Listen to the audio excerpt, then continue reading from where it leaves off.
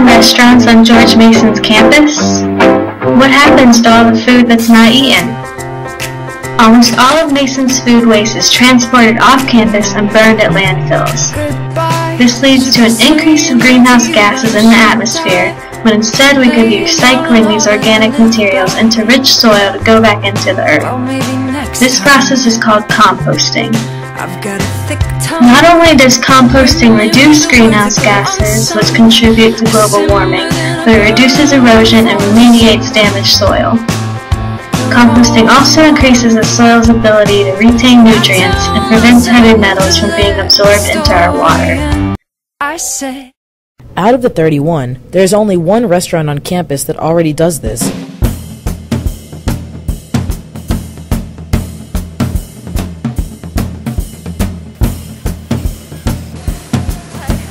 Southside uses 3 machines, the remote pulper, the hydro extractor, and the eco shred, to recycle all of the uneaten food that students leave behind. In this process, the food is mashed up, dehydrated, and shredded until it can be sent off campus to be used as compost. It gets picked up by a coalition of farmers from Virginia and Maryland based out of DC. They turn it into fertilizer and mulch. Not for us, no. Other than the energy to actually process the compost here. Higher than 80%. Southside used to use one dumpster every 3 weeks, which cost $140 to transport.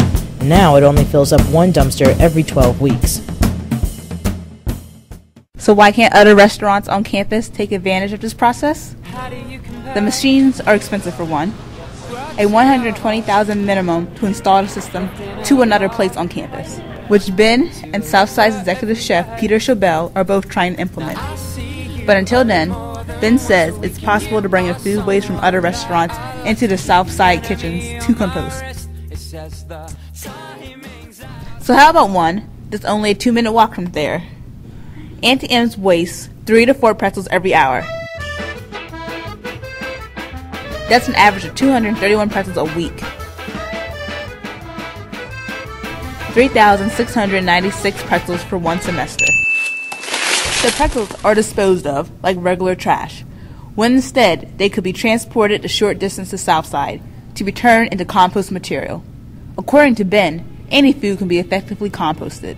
One employee rolling a cart of pretzels to Southside at the end of every day or even every week could prevent over 3,000 pretzels from being burned, reducing carbon emissions and transportation costs to GMU. Here at GMU, innovation is tradition. We are a campus constantly changing and improving ourselves. We possess the resources to live a sustainable lifestyle, but we need to utilize them. This small step towards composting could mean a big improvement in our coexistence with the environment. We have a responsibility to put GMU's words into action, and making use of Southside's composting process to expand to other restaurants could be just the innovation we need.